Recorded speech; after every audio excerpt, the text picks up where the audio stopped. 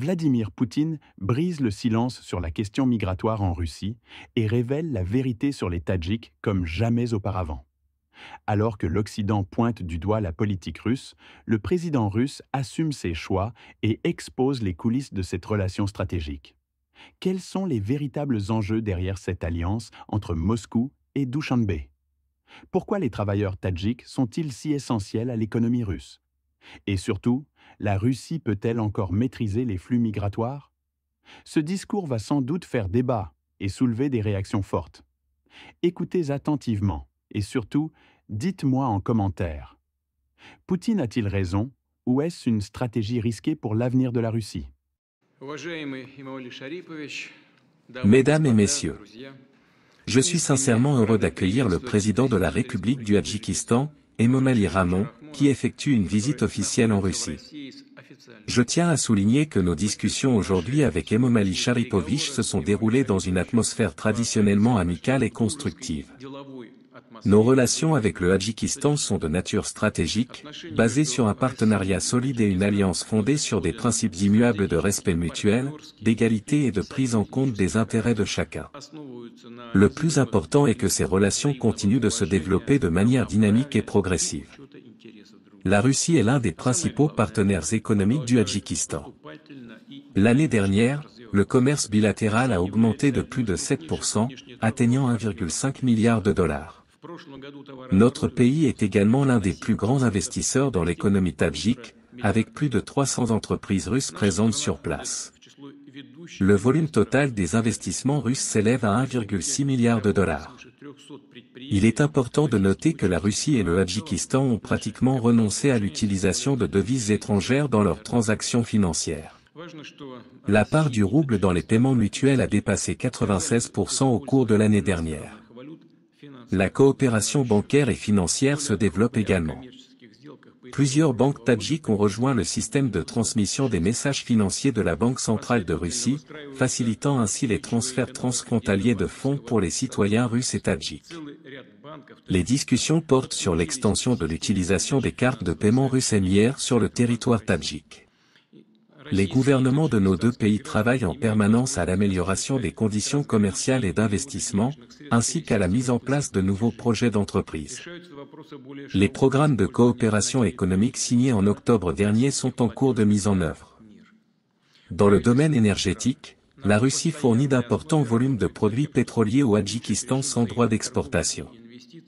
La société Gazprom approvisionne le marché tadjik en hydrocarbures et réalise des projets d'exploration et d'exploitation. La Russie soutient également le développement de l'hydroélectricité au Tadjikistan, contribuant à la construction et à la modernisation d'infrastructures énergétiques. La coopération industrielle se renforce également. Le groupe russe BTK met en œuvre un projet de création d'un cluster industriel textile au Tadjikistan, allant de la production de matières premières à la confection de produits finis. Les équipements russes, notamment les véhicules et matériaux industriels, sont largement utilisés sur le marché tadjik. En outre, un parc industriel russo-tadjik est en cours de création. Il convient de noter qu'environ 1 million de citoyens tadjiks travaillent en Russie dans divers secteurs, notamment la construction, les services municipaux, le transport et la logistique. Leur contribution est précieuse pour l'économie russe, et leur transfert financier constitue un soutien significatif pour leurs familles et l'économie du Tadjikistan. Nous attachons une grande importance à l'amélioration des conditions de travail et de la protection sociale des citoyens tadjiks en Russie. Nos agences gouvernementales travaillent en étroite collaboration pour clarifier les règles en matière de migration et assurer une intégration harmonieuse des travailleurs tadjiks. La Russie continue également de fournir une assistance au Tadjikistan dans des domaines clés, notamment l'éducation et la culture. Le russe a un statut de langue de communication internationale au Tadjikistan, et nous apprécions les efforts de nos partenaires tadjiks pour promouvoir son enseignement. Actuellement, 5 écoles russes ont été ouvertes à Dushanbe et dans d'autres villes, où étudient environ 5500 élèves selon les standards éducatifs russes. Dans le cadre du programme « L'enseignant russe », des pédagogues qualifiés sont envoyés au Tadjikistan, et un nombre croissant d'étudiants tadjiks bénéficient de bourses d'études en Russie. Aujourd'hui, À Douchanbé, nous avons lancé la construction de l'Université internationale pour les enfants et du nouveau bâtiment du Théâtre dramatique national russe Vladimir Mayakovsky. En cette année de commémoration du 80e anniversaire de la victoire dans la Grande Guerre patriotique, nous rappelons que cette victoire est commune à nos peuples. Nous remercions nos ancêtres pour leur sacrifice, et nous sommes honorés d'accueillir Emomali Rahmon à la célébration du 9 mai à Moscou. Nous attendons également la participation des forces armées tadjiques à la parade militaire. Sur la scène internationale, la Russie et le Tadjikistan coopèrent activement au sein d'organisations telles que l'OTSC, l'OCS et la CEI. Nous soutenons la présidence du Tadjikistan au sein de l'Assemblée générale de l'ONU et attendons avec intérêt le sommet des dirigeants de la CEI prévu en octobre à Douchanbé. Enfin, nous avons abordé les questions de sécurité régionale, notamment les menaces émanant du territoire afghan. La Russie soutient activement la stabilité en Asie centrale et continue de renforcer les capacités de défense du Tadjikistan, notamment par le biais de notre base militaire 201. Nous poursuivrons nos efforts conjoints pour assurer la sécurité et le développement de nos nations. Les documents signés aujourd'hui renforceront sans aucun doute notre partenariat, contribuant à la prospérité de la Russie et du Tadjikistan. Vous venez d'entendre un discours clé de Vladimir Poutine sur la question migratoire et le rôle des travailleurs tadjiks en Russie. Ce sujet soulève des enjeux économiques, sécuritaires et géopolitiques majeurs. Mais au-delà des mots, quelles sont les réelles implications de cette politique? Tout d'abord, il est essentiel de comprendre le contexte dans lequel s'inscrit cette prise de position. La Russie traverse une crise démographique sans précédent. Sa population est en déclin, ce qui pose un problème structurel majeur. En 2023, le taux de natalité russe est tombé à un niveau historiquement bas, aggravé par les conséquences de la pandémie et de la guerre en Ukraine. Cette baisse démographique a un impact direct sur l'économie, car moins de jeunes Russes entrent sur le marché du travail. Cela signifie une diminution de la main-d'œuvre disponible pour maintenir la production industrielle, la construction et les services. Pour compenser ce manque, la Russie doit importer de la main-d'œuvre, notamment des pays d'Asie centrale, où les salaires russes restent plus attractifs que dans leur pays d'origine. C'est dans ce contexte que les travailleurs tadjiks jouent un rôle essentiel dans plusieurs secteurs. Cependant, cette dépendance à l'immigration pose un autre problème, celui de l'intégration et de la sécurité intérieure. Ces dernières années, la montée des tensions ethniques et des crimes impliquant des migrants a alimenté un climat de méfiance en Russie. Certains crimes violents ont été attribués à des ressortissants d'Asie centrale, ce qui renforce un sentiment de rejet au sein d'une partie de la population russe. Par ailleurs, plusieurs attentats terroristes récents ont été perpétrés par des individus d'origine tadjike, notamment l'attaque meurtrière de la salle de concert Crocus City Hall en mars 2024.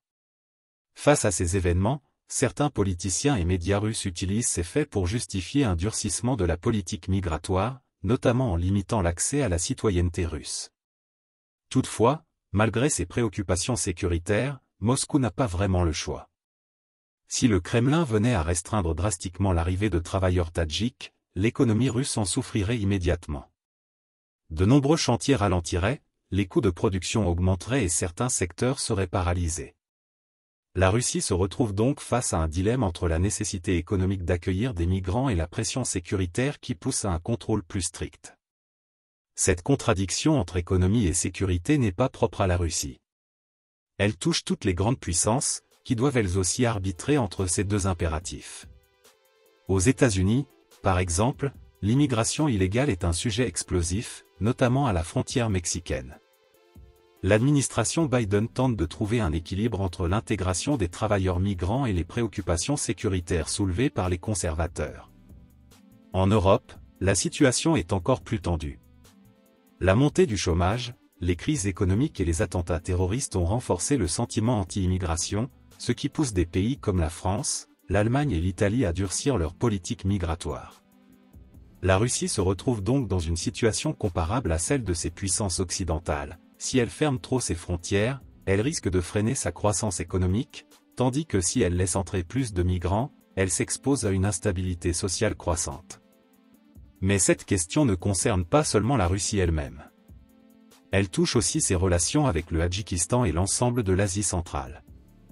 Le Tadjikistan, comme d'autres pays de la région, dépend fortement des revenus envoyés par ces travailleurs en Russie. Ces transferts d'argent représentent près de 30% du PIB tadjik. Si Moscou venait à fermer trop ses frontières, cela fragiliserait directement l'économie du Tadjikistan et ouvrirait la porte à d'autres puissances, notamment la Chine, qui investit déjà massivement dans la région. La Russie se retrouverait alors dans une position délicate. En tentant de limiter l'immigration, elle pourrait perdre son influence en Asie centrale.